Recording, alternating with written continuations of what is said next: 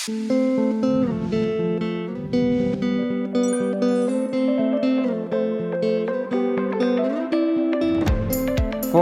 balik lagi ke YouTube channel Papua Bento Terjen. Hari ini topik kita adalah UMKM di Papua.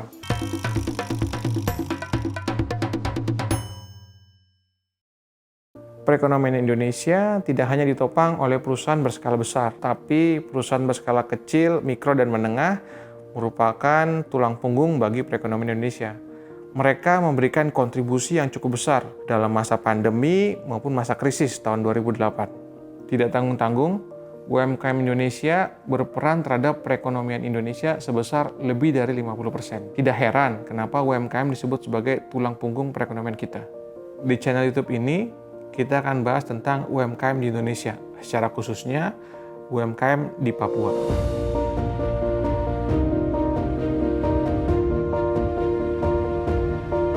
Kekuatan UMKM sendiri sudah diakui oleh banyak kalangan. Salah satunya, Menteri Koordinator Bidang Perekonomian, Bapak Airlangga Hartarto, menyampaikan bahwa UMKM berkontribusi besar, sebesar 8.500 triliun terhadap perekonomian Indonesia, atau 61% terhadap PDB Indonesia. Kontribusi UMKM terlibat dalam banyak hal.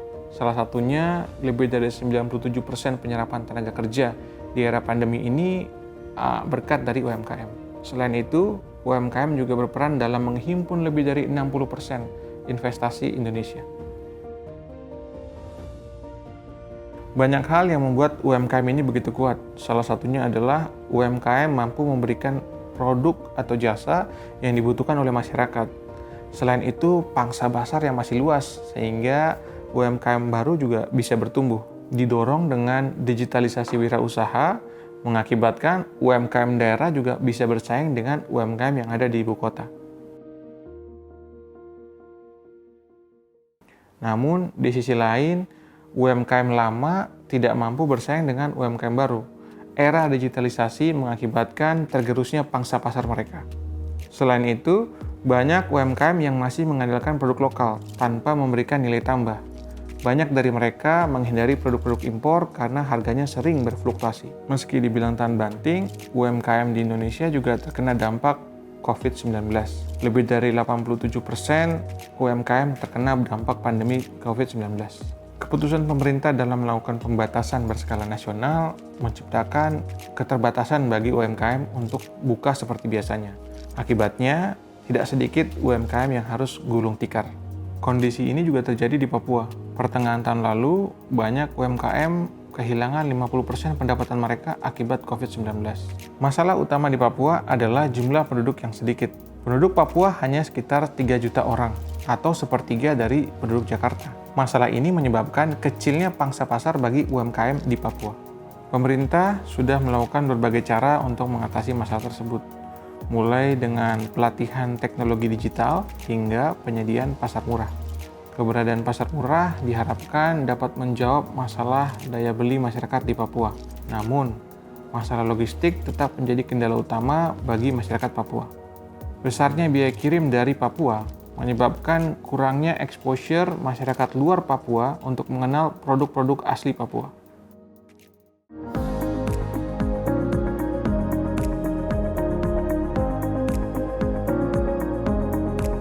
Semesco Indonesia, lembaga di bawah Kemenkop UMKM, juga berperan aktif dalam meningkatkan produksi Papua. Semesco mengadakan Papua Event untuk memperkenalkan produk-produk asli Papua. Diharapkan, sarana tersebut dapat meningkatkan awareness masyarakat luar Papua terhadap produk asli Papua. Potensi wilayah timur Indonesia masih luas dan masih belum terjangkau oleh wilayah Indonesia lainnya. Karena itu, Semesco dengan pemerintah daerah bekerja sama untuk membuka Semesco Hub yang bertujuan untuk mengkurasi dan memperkenalkan produk-produk Indonesia wilayah timur ke pasar lokal maupun pasar internasional. Semesco Hub Timur direncanakan pembangunannya pada bulan Oktober 2021 di ITDC Nusa Dua Bali.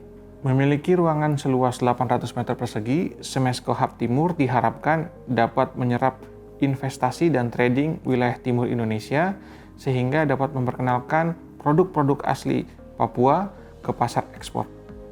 Semoga bantuan dan dukungan yang diberikan oleh seluruh pihak tersebut dapat meningkatkan pertumbuhan UMKM di Papua.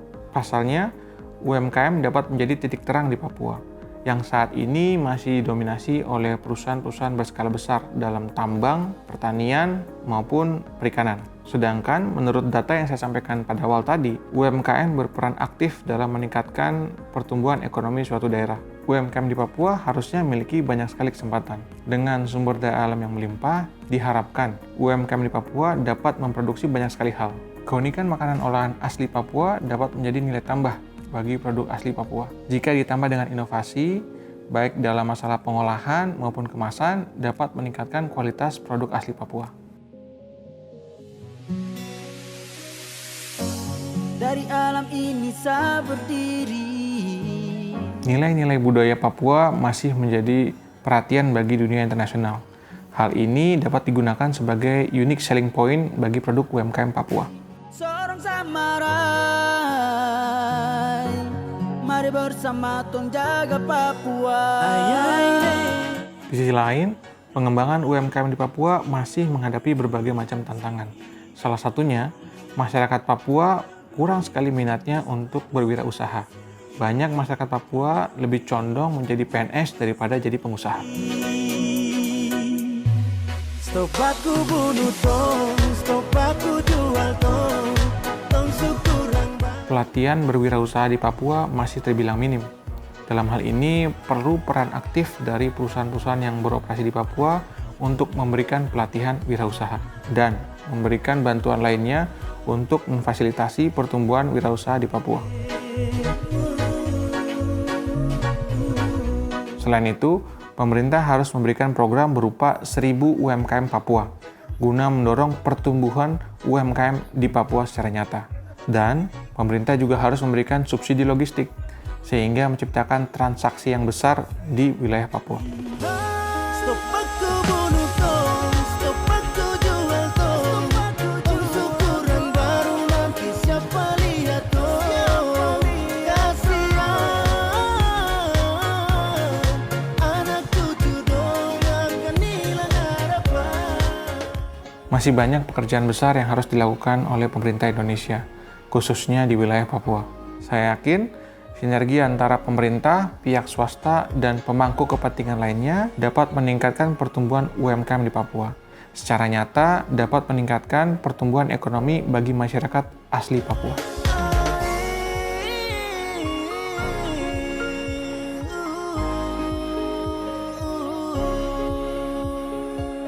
Sekian pembahasan kali ini dalam Papua with Dr. Jen mengenai UMKM di Papua. Jangan lupa like, subscribe, komen, dan share. Semua komen yang masuk akan saya tanggapi langsung dalam kolom komentar di bawah ini. Anda juga bisa memberikan komen atau ide-ide menarik untuk dibahas dalam konten berikutnya. Salam sejahtera dan salam sehat untuk kita semua.